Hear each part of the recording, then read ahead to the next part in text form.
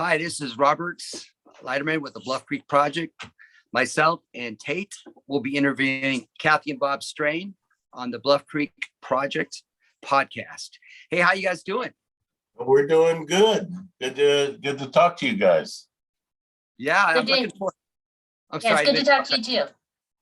Hey, so you guys have been at this for quite a while with the Bigfoot stuff. How did you guys get started in this? Well, I saw Legend of Boggy Creek when I was a little kid. And so I've been, interested in Bigfoot since I was a child. And so I got into actually doing research when I joined the BFRO. I really hadn't talked to too many, witnesses or anything like that. So that was my first real introduction to getting reports, interviewing people, going to the sites to see if it made logical sense, that kind of stuff. And that would have been 1998 or something like that. Wow. Yeah, it was for myself, Robert. I had some experiences. I really didn't know anything about Bigfoot at all and wasn't really into it for sure, since I didn't know anything about it. But I had a sighting in Idaho in 1975, which is the year I graduated high school. And we went hunting in Idaho, and I saw one walking across a mountainside and watched it for several minutes and really couldn't figure out what it was. At first I thought it was a bear, and then it stood up on two legs and walked around and walked away and had that, that paddy walk to it. And it was just something that dwelled in the back of my mind. And a couple other times, deer hunting up here in the Sierras, I had some experiences, and that I couldn't explain. And I just sort of happened into it and became interested in it as the internet became prevalent, and started just reading up on it, and joined the Bigfoot forums in 2002, and went to the 2003 Willow Creek International Bigfoot Symposium in Willow Creek, and which is where I met Kathy. And so that's really when my interest in any research that I started doing started. So I was, it's been almost 20 years now. Wow, that's, I was thinking about that the other day when I first got involved. That's a long time. Yeah. I was at the symposium. I guess I was doing the salmon dinner entertainment there on Friday. Did you catch the show? I remember it for sure, because I was really enthralled with how the tribe had cooked the salmon. I found that to be really compelling and interesting. And so, yeah, I remember it. I remember that symposium really well, because that's where I met Bob. And first time I guess the word came out to my peers that I was a Bigfooter, because prior to that, although I did reports for the BFRO, I wasn't really open that that's what I did as a hobby with my equivalents in archaeology and anthropology. So it was a very life-changing experience. I'd imagine they're kind of similar. They kind of work together a little bit. I myself working for the government. I'm retired now, but I understand that people don't always appreciate that interest, especially when you tell people who you work for. Then all of a sudden they have a problem with it. But if you're out doing other things, they don't mention it. When I started doing the public stuff, that was at Humboldt Redwood State Park, and I was a ranger doing interpretive programs, and I was okay as long as I didn't, commit myself or write an article, heaven forbid, thing. I think you helped me with one of my first articles, one of the early articles of the Bigfoot rock art. As a matter of fact, you sent me some information on the hairy man. Yes, I did. I remember that. I was fascinated. I didn't know anything about that. You want to talk a little bit about the hairy man? Was that one of the original stuff you ran into? Yeah, it was. So I was born and raised in Porterville, California, and we had Bigfoot reports on the Sequoia National Forest. So they would be in the paper once in a while. So I mean, it wasn't unheard of to have sightings, but my first job for the Forest Service was on the Hot Springs Ranger District on the Sequoia National Forest, and I did a lot of work with the tribal elders because we were excavating some sites and, we needed their blessing. And I knew about the hairy man pictographs from years ago when I had seen them before. And one of my professors had showed them to me like 2 years prior to that. But I didn't know the significance of them. I didn't really know the history, the background until I started doing a project like in 1992 or so. And where the tribal elders told me all about them, how important the pictographs were to them, what they represented, gave me some stories that they told me I could share. And so my first, that kind of introduction to that Native Americans believed in Bigfoot, it really occurred at that time. I hadn't really, John Green would mention it once in a while that Native Americans believed in Bigfoot, but he didn't put a lot of stock in it. And so this was my first experience where the tribe really had very specific behaviors that, he always walked on two legs. He liked to hang around with giant sequoias, all that stuff that went with that. And that was actually the paper that I gave at the 2003 symposium was more detail about those pictographs. That's awesome because it was helpful for the article on it. Yeah, it's like every time you see a pictograph or a painting or whatever, you start counting digits.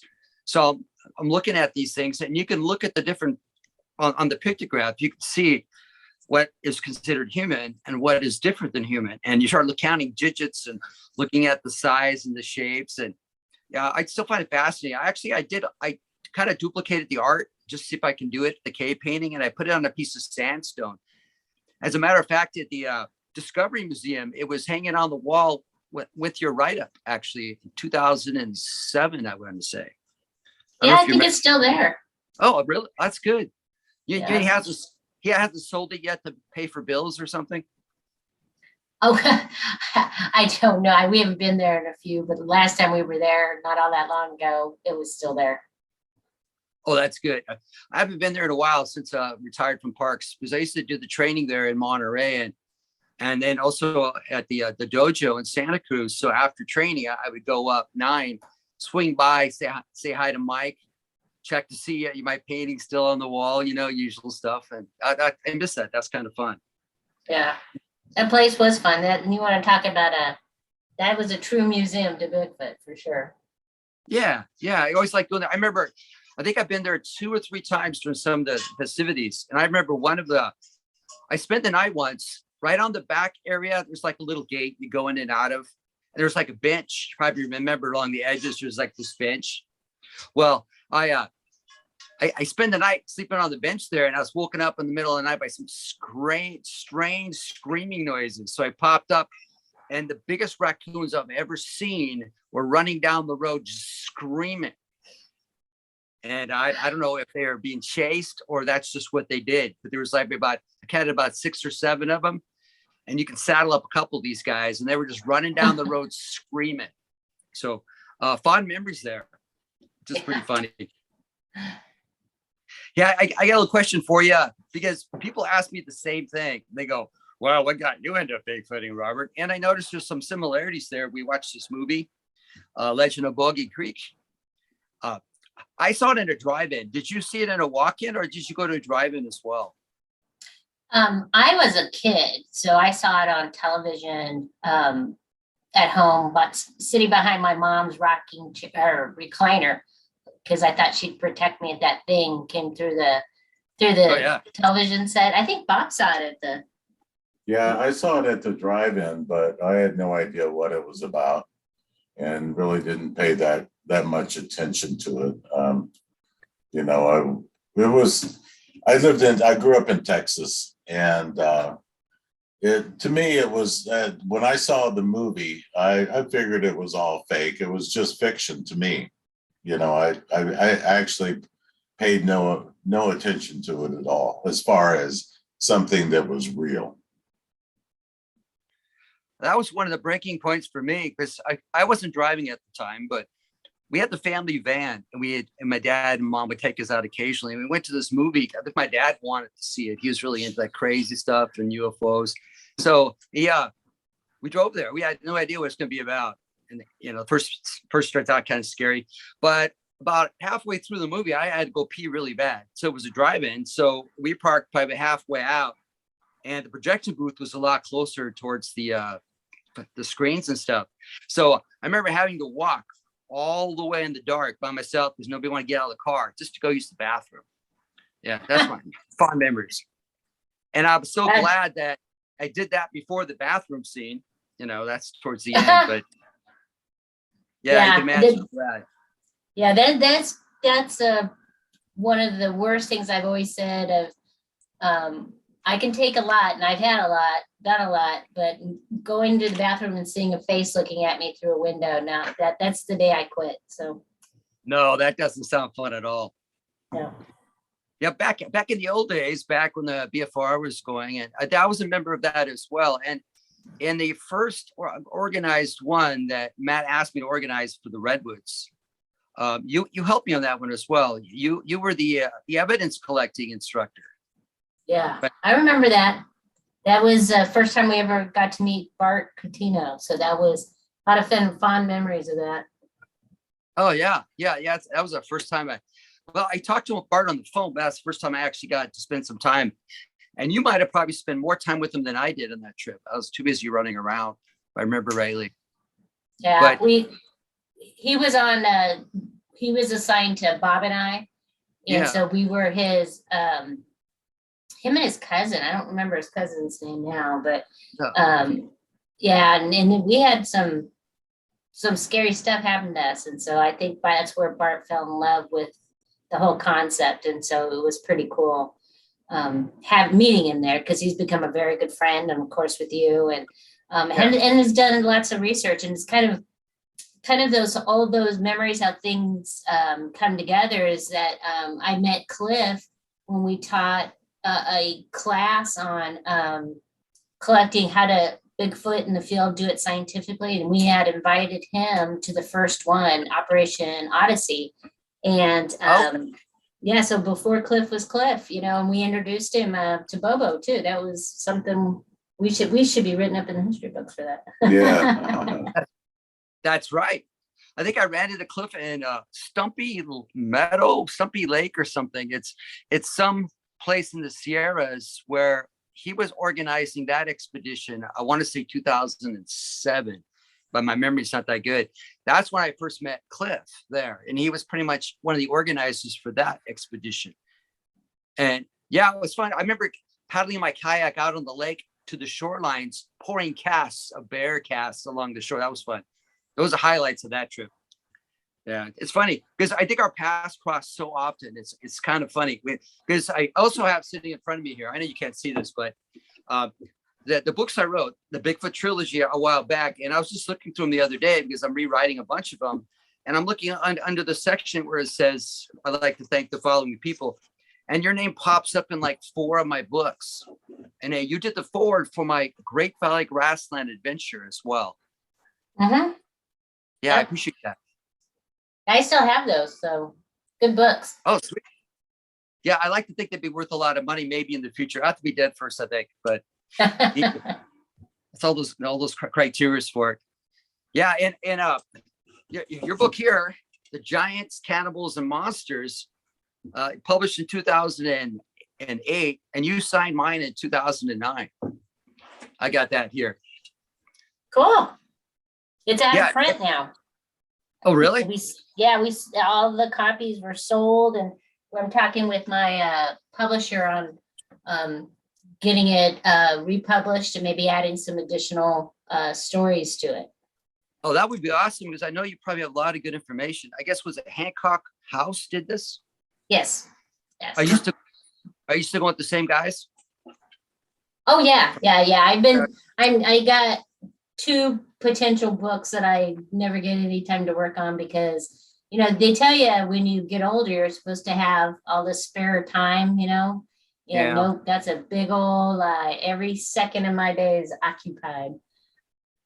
I'm funny that too. I retired, I guess, officially in 2014, went back to work for a couple of years, did the same job for less money, and then paid too much in taxes. So I kind of stopped doing that. But I I'm supposed to have more time. I still teach at the college, but I all my time blocks all filled up. Like I'm working on, I find myself doing more writing now. Before I would write, put it away. Now I spend more time doing that.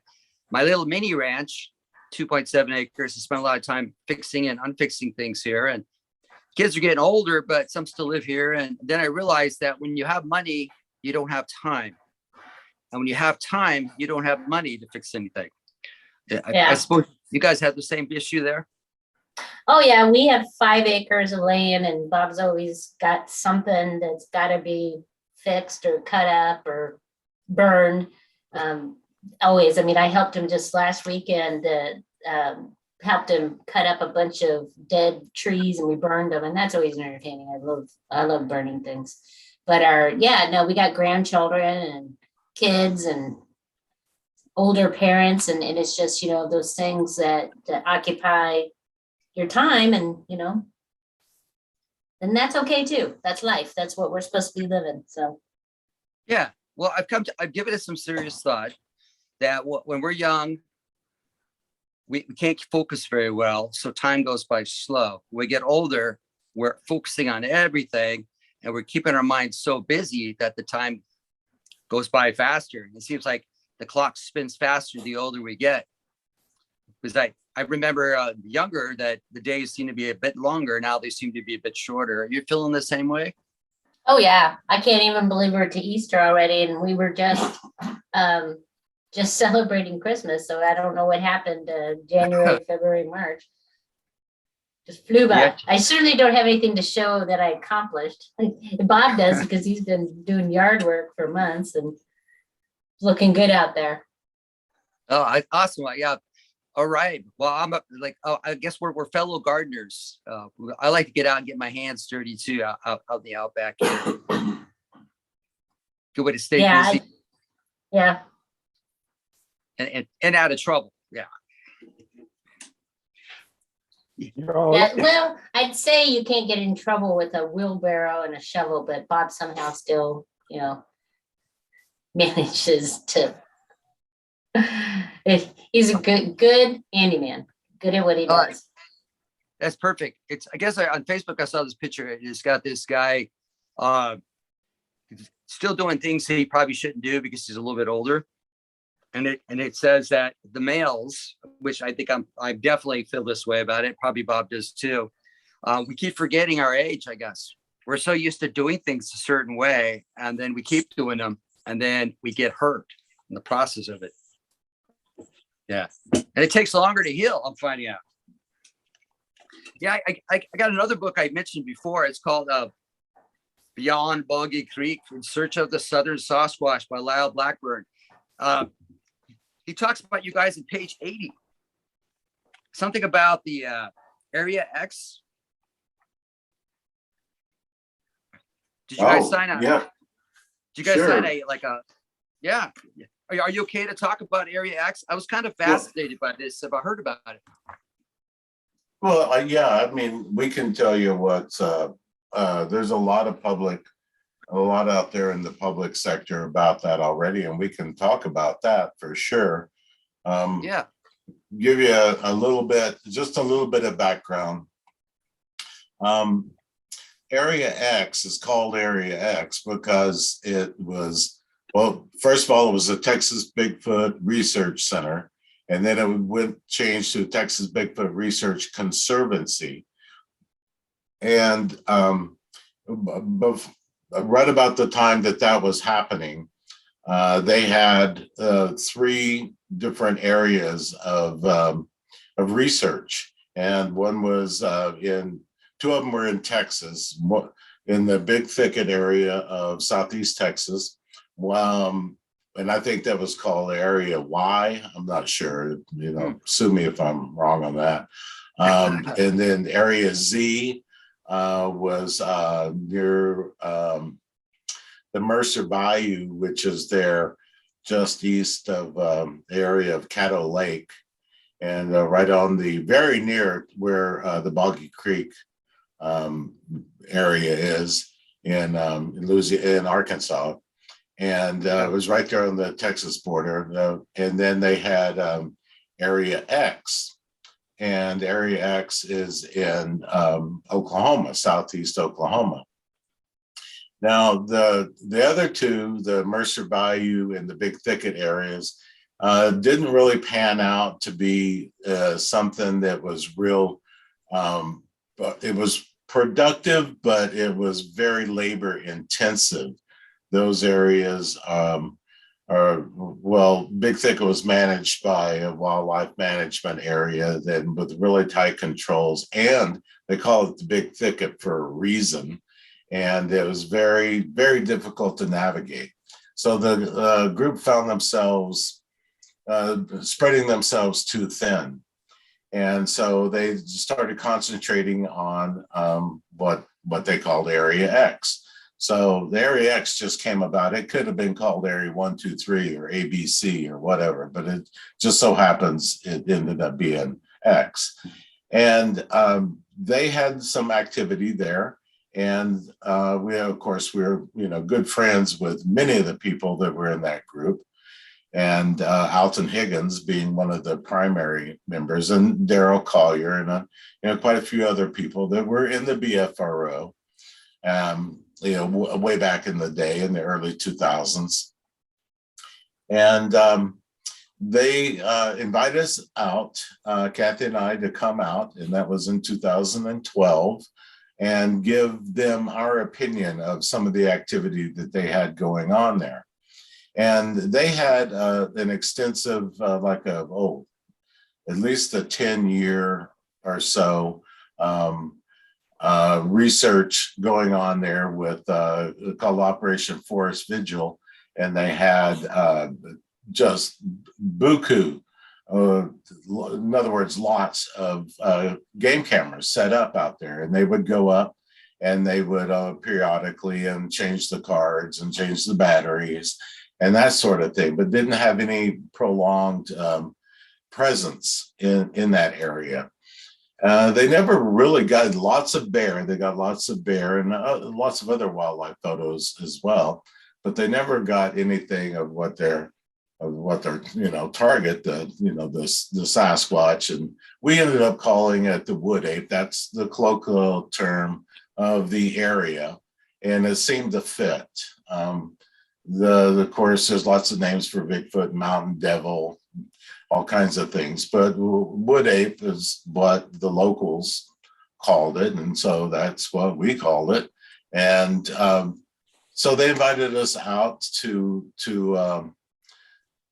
they were changing things up a little bit. They wanted to do a prolonged study of having research in the area for as continuously as long as possible. So we were out there the second week of their the first year that they were trying that out, and we weren't at the time, we weren't members of the group. We were invited guests, and we showed up out there and probably had the most intense week of our lives as far as Sasquatch activity goes. It was quite dramatic, and we had multiple sightings, and we had hundreds of rock throws, tree breaks, all kinds of activity going on. There's a cabin there, and I use the term cabin loosely. If you would lean on it really hard, it would probably fall over. And it's completely off the grid. Of course, when you read these armchair researchers, they're saying, they got a cabin, which means they got Wi-Fi and air conditioning and all that kind of BS. No, it's completely off the grid. No there's a creek, stream, spring, whatever you want to call it. That part of Southeast Oklahoma gets like over 80 inches of rainfall a year, which is unheard of anywhere outside of the Pacific Northwest. It's like an inland rainforest, and it's as thick as a jungle. And but there's no electricity, and the way to get there is absolutely death-defying. You say a Hail Mary, say goodbye to your dogs before you go, the whole bit. And so when we were down there for that week, it was just absolutely insane amount of activity. So we were hooked. We were invited to join the group, and we did. And they have since, with the exception of a little sparsity in teams during the COVID crisis, have maintained as long as they can during the summer months a constant presence in this area. And they and Kathy helped put together what is called the Ouachita Project Monograph, the OPM, and that's available on the woodape.org website, and it's for free, and it's like close to 300 pages. There's no charge for that. You can download it, and it's a compilation of 4 years of research in that area.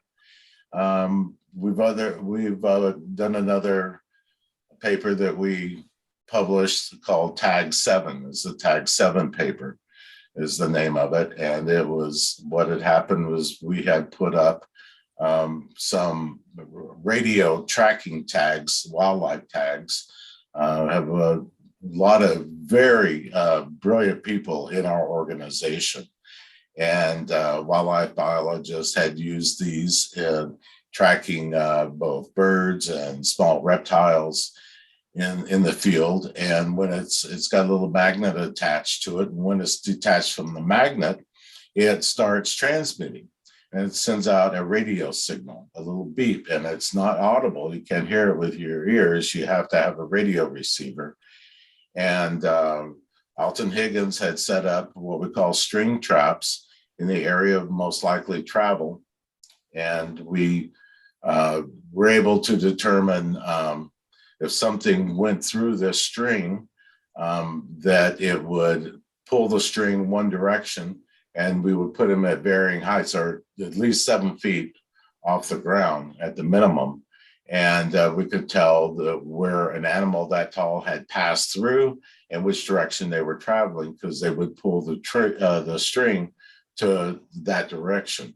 And so we were able to deploy these radio tracking tags. And again, that paper is available on our website. And through all the brilliant minds in the group, devised a way to put it inside of a tiny little nano tag inside of a cocklebur, and glued it in there. And so the idea being that the cocklebur would get caught in the hair of the animal. And just to make it extra sticky, we would put rat trap glue on it on the outside, so it would adhere immediately, hopefully get embedded. And we did have one deployed, and we tracked it for about 9 months, which was the battery life. And we tracked it all over. And in that paper, we give some calculations using a scientific standard of home ranges for different animals, and compared it to which would be the most likely candidate other than the Sasquatch would be a bear, and it is probably 4 times the size. The home range would be approximately 4 times the size of any bear home range. So that was something that was really exciting, and so we've published that kind of stuff. We continue to try out lots of different things, and we don't really talk about everything that we're doing publicly. And the exact location is we try to keep it as secret as possible, just to preserve the integrity of the site. Right after Kathy and I joined, we changed the name to the North American Wood Ape Conservancy. And so that's the name of the group now. And of course, the website is woodape.org. And we have a lot of great members. And, Kathy and I are delighted to be a part of it.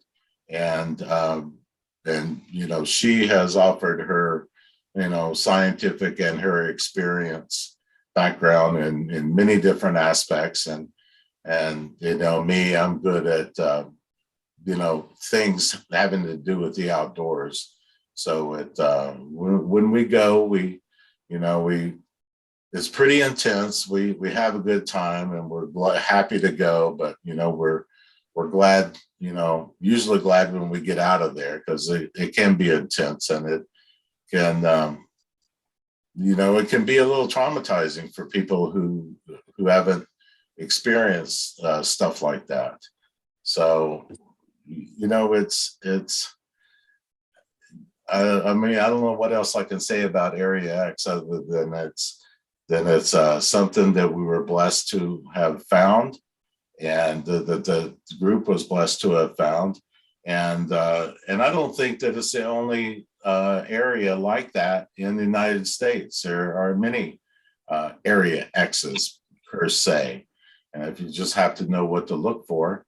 And we talk about that in our OPM, the Ouachita Project Monograph. So anyway, that's just kind of in a nutshell what Area X is and what the NAWC is. And it's a group of citizen scientists, and we're a nonprofit organization, and nobody gets paid, and it's completely funded by our donations from the members. So that's just kind of the stuff we're trying to do. I got a quick question for you on that. If somebody's interested, somebody hears this podcast and they're thinking, well, I'd like to get involved with that. Is that possible for outside people to get involved with that project? Oh, go ahead. Oh, yeah, absolutely. Again, on our website, we have a become a member link on the website, and you fill out an application. And we have, quite a few new members in the last year or two. And there are, I'm not going to, say we don't. I don't mean to sound, like we're uppity or anything like that, but it's not like the BFRO. You send in $5 and you get a T-shirt and a card that says you're a member of the BFRO. It don't work like that. You have to really have something to be able to offer the group. Excuse me. Have some, certainly an interest in Bigfoot, but also some kind of a skill set that we're not looking to get members just so we can get dues money. That's not what it's about at all. I would imagine that a very small percentage of the people that actually apply actually ever follow through. Number one, even fill out, the questionnaire that we send them, or follow through with anything other than just sending in an interest in, hey, I want to join. And of course, you have to also, we have some criteria that you have to believe that it's a flesh and blood animal. It didn't arrive on a UFO or through a portal. And that you agree with our mission is we want to conserve not only the species, but also the habitat. And so conservation is our main goal.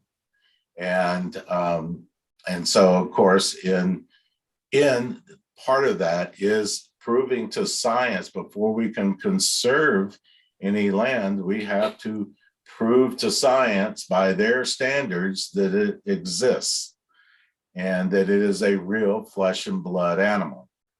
And so that is what we are trying to do, and to provide either a full specimen or partial specimen or a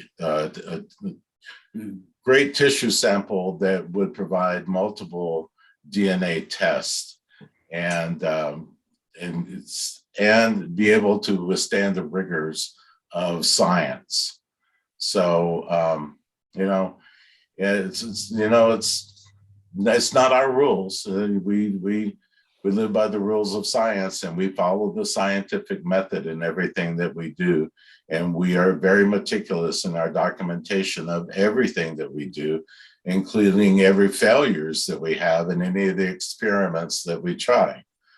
So we want to prove the species real, and we want to conserve it, the species, and its habitat, and wherever that takes us is where it takes us. But the real work, although getting a specimen is not as easy as it sounds.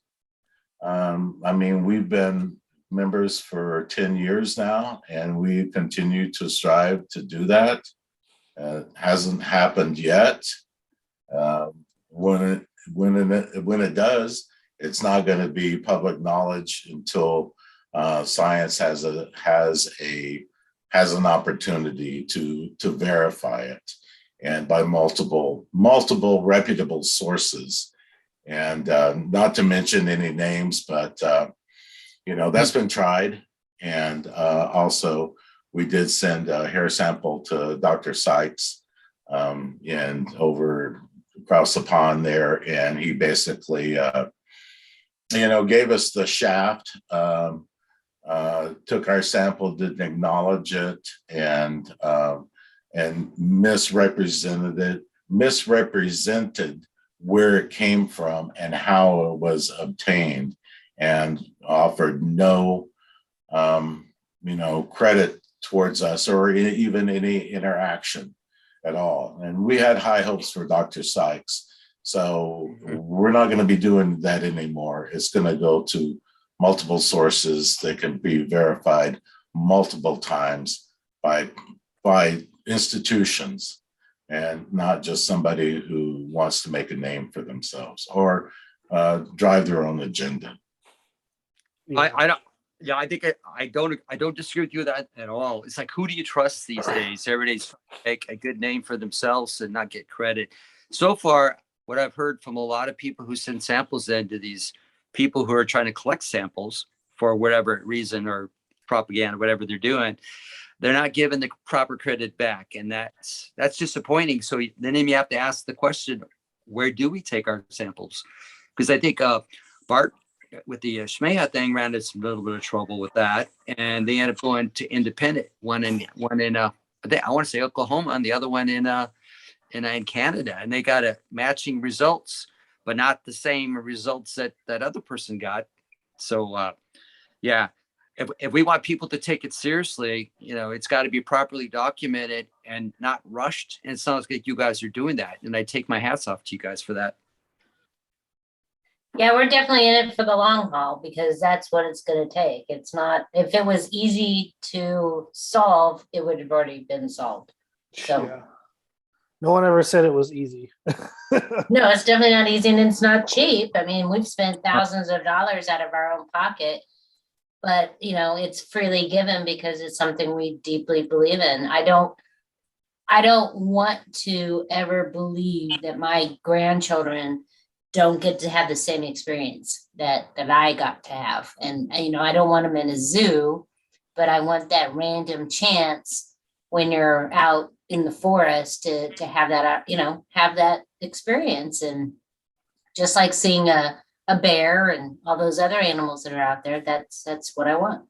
Yeah. And I don't think people realize that, this isn't, there's not a lot of money to be made in this at all. Actually, you lose more money, and like you said, it's expensive. I'm spending $2,500 or more to travel from Florida to California for the Bluff Creek things all the time. So yeah, I don't make money doing it. I lose money. Well, there for a while, Bob and I were thinking about retiring to Texas so that we could be more ready to go to X. And then there's this thing called grandchildren that happens. And then you feel less inclined to be away from them in the long run. Yeah. But yeah, it's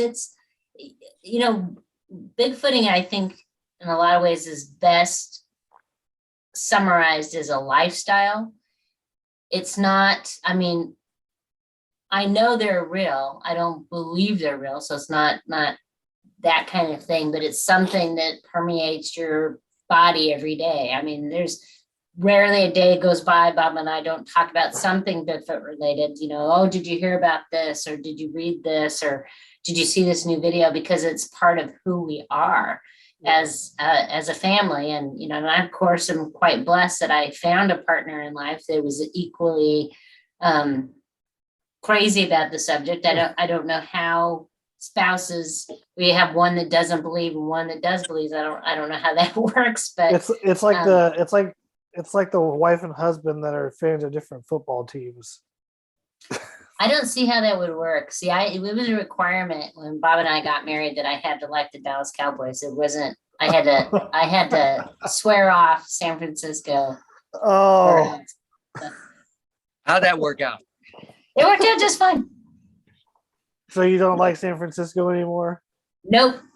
I am a diehard Dallas fan, and I'm probably willing to push down an old lady for a Super Bowl win.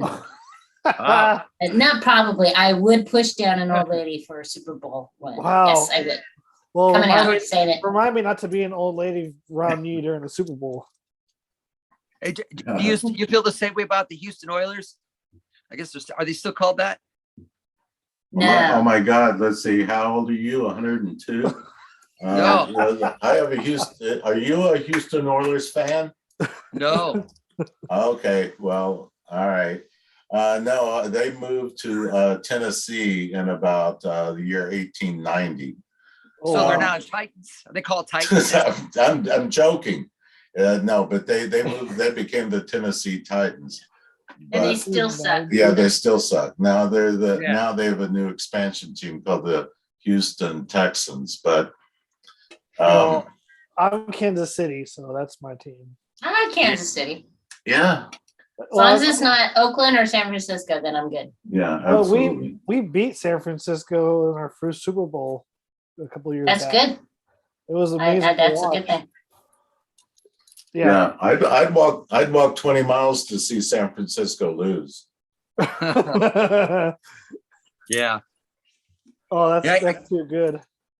Yeah, I got another question for you. I get asked this too, and I like to ask other people, is different people have different ways of collecting evidence or research. And what would you say is the best evidence that you've stumbled upon while out in the field doing research? The best evidence you stumbled upon while out in the field doing research? I think for me, Bob and I were working with a lady in Strawberry, California. And there's 3 Strawberry, Californias. If you ever want to look that up, I thought you should not be able to use the same name 3 times in the same state, but apparently it doesn't matter. And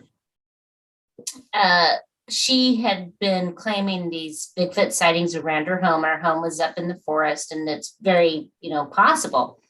And we were in the area one time, and we just said, hey, let's stop by. We call her Sherry's house, and let's see if she's home. Let's see what's going on. And she wasn't home. She wasn't there. She didn't usually spend winter up there. And there's plenty of snow on the ground. And so we just started looking around, and in the back of her home, we found what was clear to us, Sasquatch prints walking in the snow. You could see where it came out of the forest. It had walked across what would have been her essentially a lawn in the spring, had went to the side of the house, had peeked over the corner to see if there was a car there or if anybody was home, It then walked back in its own tracks, and you could see toes on each side of the track because it used its own, didn't want to make any more effort to break new snow. Went around the other side of the home and then took off running. And the stride just got crazy at that point. I mean, it was just huge, but you could see the prints where it ran and then ran across the road and over on the other side. And Wow. that was the most compelling. I mean, it was just like, nobody made this a hoax. Nobody knew we were coming. It was just a random in the area stopped by. She's not home, hadn't been home for weeks.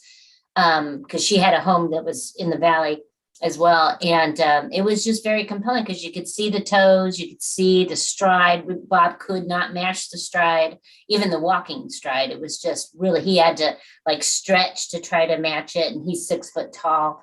And then the running stride was just crazy. Why For me. did you get So all that's of a for sudden, me. why did you get all of a sudden took off running? I think what it was trying to do is this location is clearly a crossing point where it's like a saddle in a mountain range. And so you go from water, go across the saddle, and then over on the other side, you can get down to lower elevations. And it's probably the easiest way to travel. And I think it just got used to, you can't tell what time of day this happened. We were like mid-afternoon, I think, when we were there. Mm-hmm. But I think it was trying to get onto the other side without being seen. Okay. And in the winter, there wasn't much traffic. Even in the summer, there wasn't a whole lot of traffic on that road. And I think it was just trying to be cautious, and I don't know of anything else that behaves like that except humans. I mean, it's clearly not any other animal when you can see the toes. I don't know any humans walking around with bare feet in the winter. And why would a barefoot human with unbelievably long stride be able to run just to, get across the road? I don't think a human would be afraid of being seen, I guess, unless it's some serial killer that was trying to hide his identity. A really tall, lanky serial killer. Without shoes. Without shoes. Yeah, Robert, I'll tell you, Kathy hasn't mentioned, but this was also happened when she was up in the Lake Tahoe area, call blasting in the area where the Tahoe Scream was recorded. Okay. And they had been, which as a matter of fact, I'm going to give her credit for that because she's the one that provided the instructions for how for the Tahoe Scream to actually be recorded. That was an investigation that she was the investigator on, and was responsible for directing the person to actually get that recording. Well, it was up in that same area, and she had been call blasting up there with her. I think she was with her friend Mantra, and they had, of course, and I've been to that area too, and it's very prolific at the time, maybe not anymore, but of the big male, it sounded like very loud, very vocal, circling the camp, and breaking trees off anywhere from 6-8 feet off the ground to like 10 feet, 12 feet off the ground, tree snaps and twisted breaks. Well, they had been doing that and had obviously pissed off the big male, and they checked out, and it was at nighttime. And the next day, just within, I don't know, maybe 100 yards of where they were camped and doing this, there was and not exaggerating, probably a 5-inch, maybe 6-inch diameter pine tree. And it was, Robert, you've seen those trees to where there's like twin sisters grow up out of one? Yes. You'll have 2 trees grow out of one base, and it was essentially like that. One of them was broken off at the base and wrapped around the other one, and it was twisted and pulled around the upright tree. So when they saw it, and it stayed there for several years. Every time we would go up there, we'd come by and check it out. And it was clearly something was pissed off, broke that tree and pulled it. And it's like if you were trying to wrap it and encircle the other tree with it, whether they were trying to break it off, they were just mad and broke it, twisted it at the base. But it was not only twisted, broken, but it was wrapped around. It was still attached to the base and wrapped around the tree that was also growing out of that same base. And it's just, I mean, no human can do that. Wasn't done by a machine. It was still green. They heard it happen. It wasn't a drunk tweaker that did it. It wasn't a car accident. It wasn't anything like that. It wasn't a bear. It was the only thing that it could have been was something very large and very, very powerful. That is one of the most compelling signs of evidence that I've seen. And of course, other than the sightings that we've had in Area X, the full daytime sightings at about. Yeah, and what's interesting about that is I took multiple, of course, photographs of it, and I took it to, we have tree specialists in the Forest Service, and I took it to them and I asked them what could cause this, and they had no explanation whatsoever. They were like, could it have been a truck? Did somebody put a chain on that? And you're looking and they're like, no, we can't explain this. We don't know how this happened. And so, this is how jaded I am. I had completely forgotten about that because it's like, having a rock almost hit me in the head is much more interesting. I'd like to be you'd have to try to kill me now for me to be impressed. And to remember it. Almost. I got a question, Bob. Was this different times when you and Tom Yamarone were up there and got audio? Because that was on a Finding Bigfoot episode. Oh yeah. Now I almost mentioned that because where that was filmed was within 100 yards of the call blast location. And well, actually, when Tom obtained that recording that was played on Finding Bigfoot, and we were at the same location that Kathy and Mantra had used for the call blasting several years prior to when that was the first time when Tom obtained that. We went up there and spent 2 nights, and that's basically when I met Tom at the Bigfoot Symposium 2003, and that was in September. Then November of that year, Kathy invited some of us that we met, that she met at the symposium. Tom was one of them, and I was another one.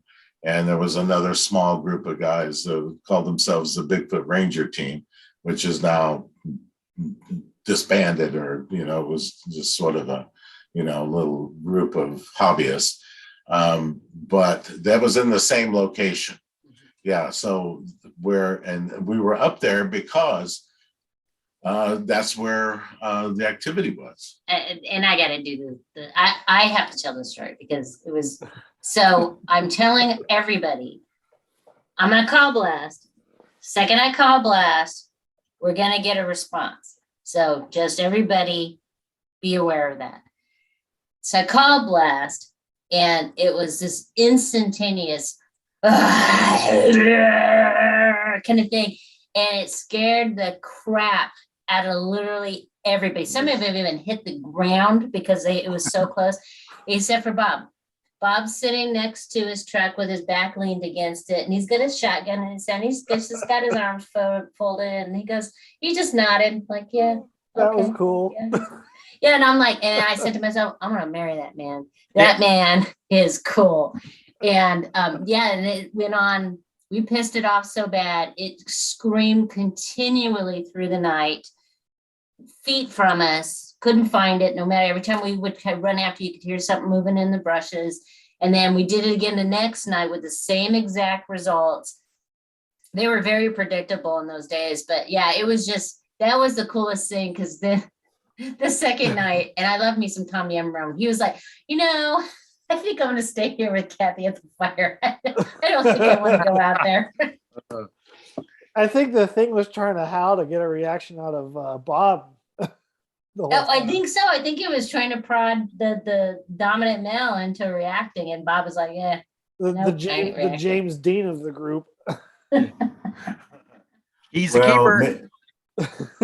Yeah, maybe, but I had heard those screams. I had heard screams before, and I didn't know what it was. I had heard screams up here in the Stanislaus National Forest with my dad.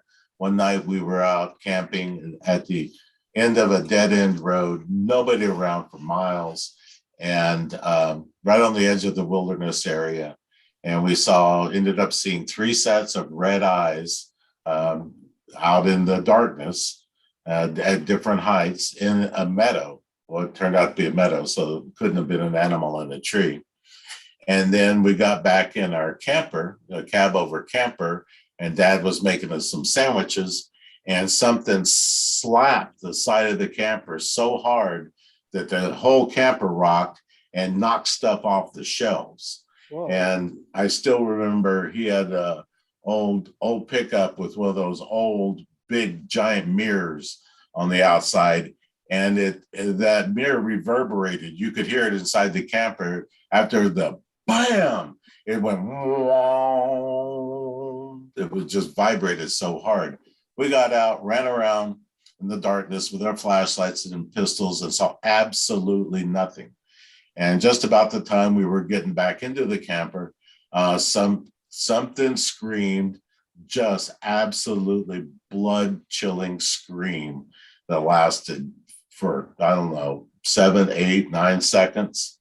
And then that was right over the embankment, right in front of where the truck was. And then an identical scream back where we had seen the red eyes.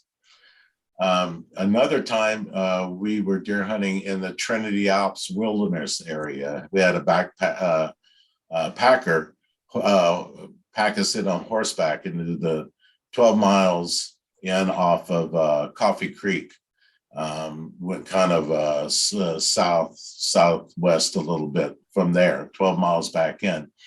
And me and another guy had camped on a ridge about a mile from camp prior to the opening day of deer season. And something came up that night and screamed at us. And it was like a good 10-second scream. And it started out like a Alfred Hitchcock woman being murdered. And then it went into just this frantic, just as god awful from the depths of hell scream, and ended like with a lion roar. And we're out there in the dark with our little flashlights going, what the hell was that? And that was in 1980. And we also had a mule that we had rented from the outfitter. And we had her staked out. We following the outfitter's instructions, put her on about a 20-foot lead on a small tree out in the little meadow. And she was only like, 30 yards from us. And right after that, after it quieted down, another 20 minutes later, she went nuts. And we ran over there, and her ears were back, her eyes were big. She was like, nose was flaring, and she had one front leg pulled up in the air, and she injured it, or somehow was injured, and she couldn't put weight on it. And so it was several days before she could put weight on it. And so whatever came by scared her, maybe even tried to twist her leg. We're not exactly sure. We moved her next to our tent. Was there any bite marks or scratches on it, the leg? What was that? Was there any bite marks or scratches on the leg? No, there weren't. No, she was, we couldn't find a mark on her. I mean, but she was scared and hobbled. And hobbled. Yeah. So So Something attacked her legs anyway. And there's no way Yeah. for her to like have sprained her leg somehow by getting scared and spooked and kind of. well, I mean, we don't know. We don't know. But something scared her very badly, and she was smashed up against that little tree as tight as she could be with her ears back, and just I mean, the poor thing was scared, and so we limped her over next to our tent, and like I say, I didn't know anything at all about Bigfoot, and I've been a hunter for many years, and I got to tell you, I'm not too proud to say that I slept with my 30-06 loaded inside my sleeping bag with me that night. I wouldn't blame you, honestly.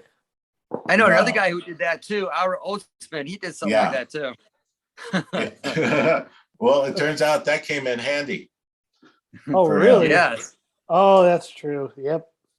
Yeah, but my point in that is that I had heard similar vocalizations, and by the time that I met Kathy, I had been doing about a year's worth of internet research and had realized, kind of like a pretty good idea what it was that I had heard. So when I heard that scream, it was nothing really that I had not heard before. He's covering up that he's a total badass. So Well, that and I'm a badass. There you go. Yes.